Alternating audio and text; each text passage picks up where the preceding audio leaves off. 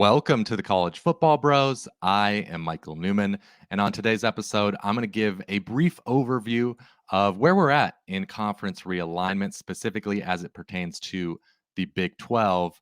And it seems like 16 is the popular number right now. The SEC is reportedly happy to be at 16 teams for the foreseeable future. Seems like the Big 10 agrees based on their inaction following the additions of USC and UCLA. And apparently, the Big 12 would ideally like to get to 16. John Canzano stating that Big 12 Commissioner Brett Yormark sees 16 teams as the sweet spot, allowing for big inventory for TV and cross scheduling without being too large. And they're currently at 12, of course. Well, once Texas and OU leave, and then the four new schools being added, then in a couple of years they'll be at 12, as you can see on the screen here. So who are the candidates, the four candidates, I guess, to get them to 16?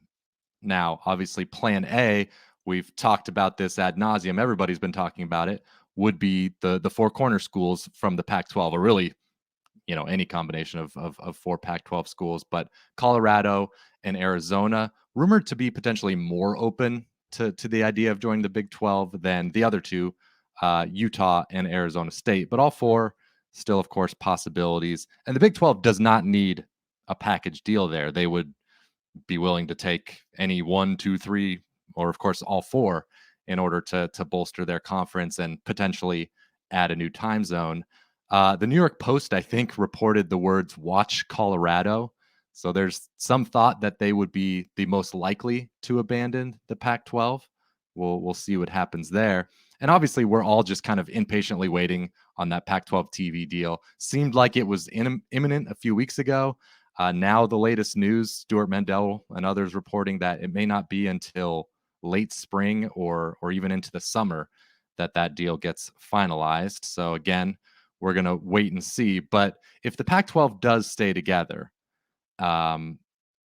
then are there really four schools out there good enough for the Big 12 to be interested in? I'm not so sure.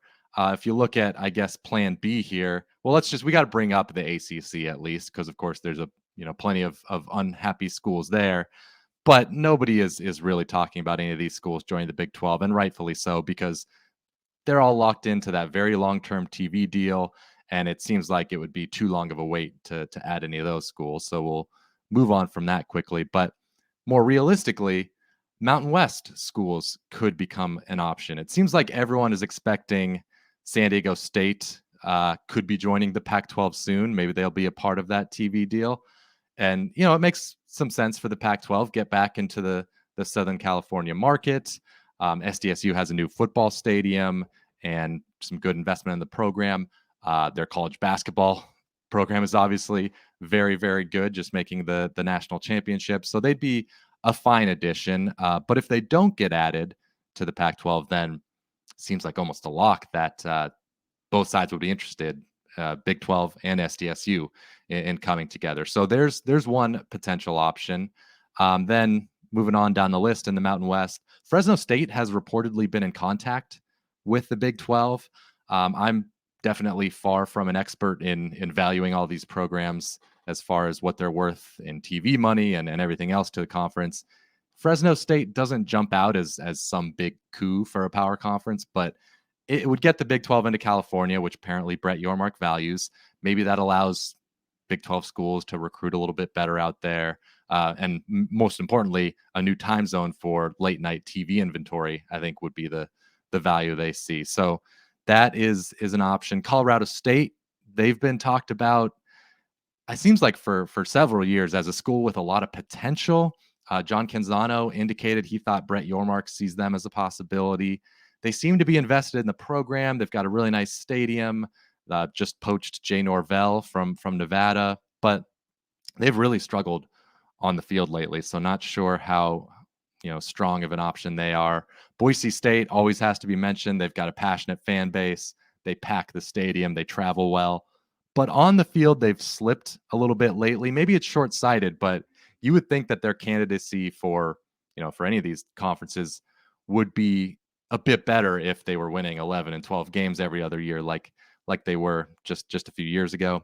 UNLV has been investing in the program, new on-campus training facility a few years ago. Of course, they're playing in the $2 billion Raider Stadium. Not sure if that's a advantage or disadvantage for them, but also seemed to make a nice hire in Barry Odom. So we'll see. But the results just haven't really been there on the football side, and basketball wise, they haven't been their best the past several years as well. So uh, those are some options in the Mountain West. We could go on down the list there, but moving on, there's other options too, not just in the Mountain West. Memphis has a good football and basketball program. Of course, UConn great in basketball. Tulane is an option. So plenty of options. We'll see what happens. I just don't know if oh, of course after the Pac-12, if none of those schools come over, if it's really worth getting to 16 at this point. Maybe you'd be more patient because again, I don't see four schools that are really going to add value to the Big 12. So my prediction at this point would be kind of like I've said in previous episodes before. Pac-12 stays together. Maybe adds SMU, maybe one other school. I know SMU has been more than rumored as an option. And then the Big 12, I can't even make a prediction here. I really don't know. Let me know in the comments below what you think. Maybe Colorado surprises us all and is the one school that bolts the Pac-12 and joins the Big 12. I can see the appeal for them. Wouldn't shock me. Maybe Fresno State gets added. John Canzano seemed to think that that's a very high possibility if the Pac-12 schools don't go to the Big 12.